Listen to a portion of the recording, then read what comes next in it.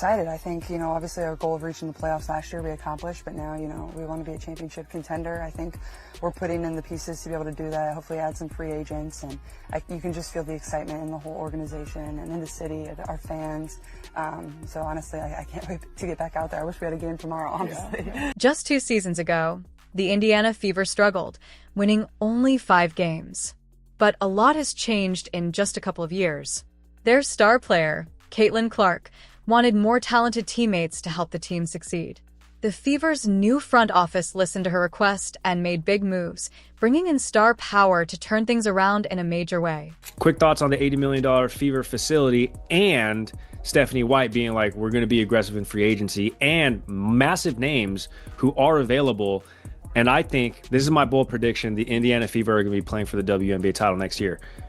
Wow. They have their cornerstone pieces under rookie contracts. In a bold and unexpected move that shook the entire WNBA, the Indiana Fever didn't just sign 1 or 2 talented players. They brought in 3 star players to completely change the future of the team. This is no longer just a simple rebuild. Instead, it's a massive shift that has turned the Fever into serious championship contenders almost overnight. With these new additions, Indiana isn't just improving their roster. They are completely transforming the way they play, making them one of the most dangerous teams in the league. Other WNBA teams are now scrambling to keep up, realizing that the Fever are no longer an underdog but a powerhouse in the making. Want to know who these game-changing players are and how they fit into Indiana's master plan for success? Get ready, because this is more than just an upgrade. It's a revolution in the making. Let's dive in. There are big-name veteran pieces that the Fever have money to go get to put them in position to be playing for a WNBA title. That's my bold prediction. Let's take a step back and remember when the Indiana Fever were struggling at the bottom of the WNBA. It wasn't that long ago, just 2 seasons ago to be exact, when the team had one of its worst seasons ever, managing to win only 5 games. At that point, it felt like they were trapped in a never-ending cycle of losing. With no clear path to success, fans were frustrated, and it seemed like every year was just another disappointing season. The team couldn't find a way to turn things around, and other WNBA teams saw them as an easy opponent.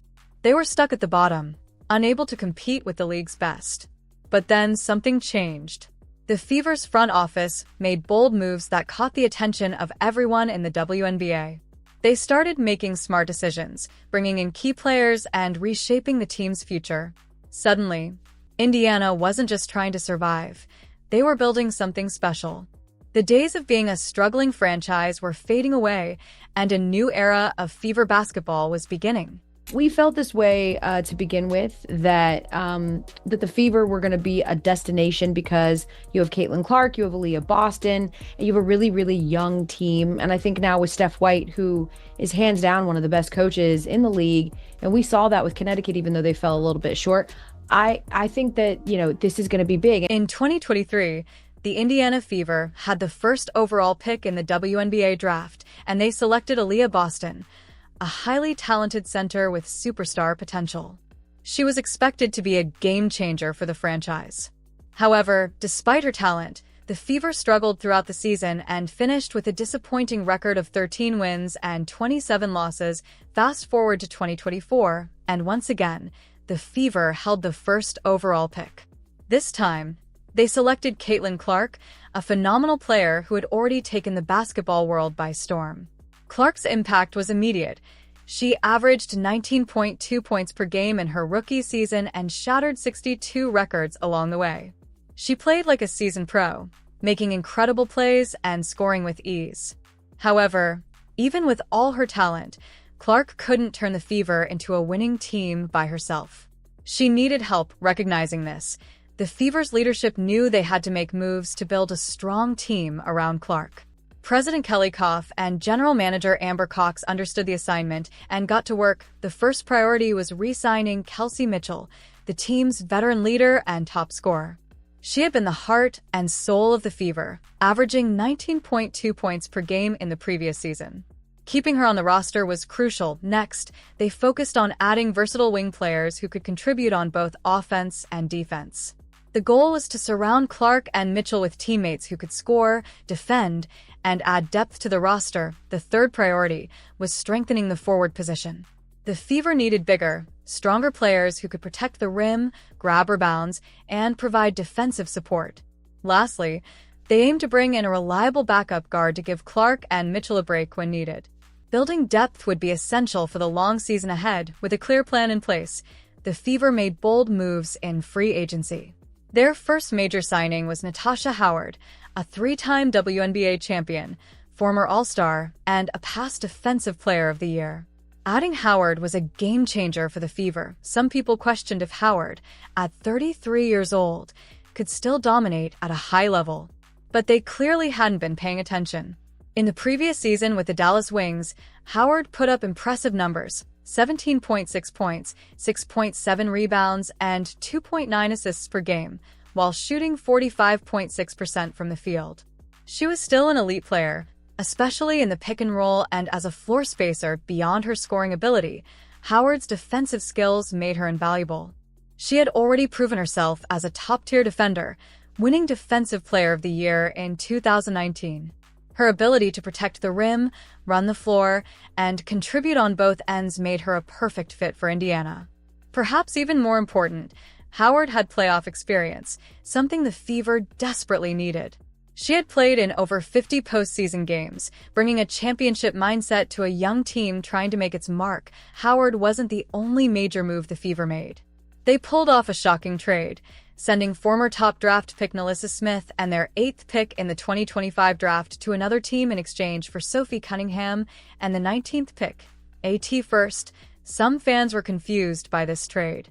Smith had once been seen as a key part of the Fever's future, but in 2024, her playing time had dropped, and the front office saw an opportunity to bring in a player who better fit their new system. Enter Sophie Cunningham, a fearless, tough wing player who could knock down three-pointers at a high rate.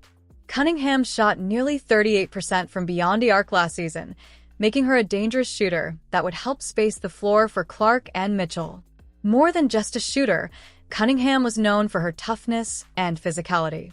She wasn't afraid to get scrappy and play with intensity, which was exactly what the Fever needed. Adding Cunningham and Howard changed the entire identity of the Fever. No longer a team that opponents could push around, they were now a squad with grit, talent, and experience. The final piece of the puzzle was ensuring Kelsey Mitchell stayed in Indiana. As a free agent, she had plenty of options, but she chose to return, showing her belief in the team's future. Mitchell had just finished her best season yet, averaging 19.2 points per game while shooting nearly 47% from the field and over 40% from three-point range.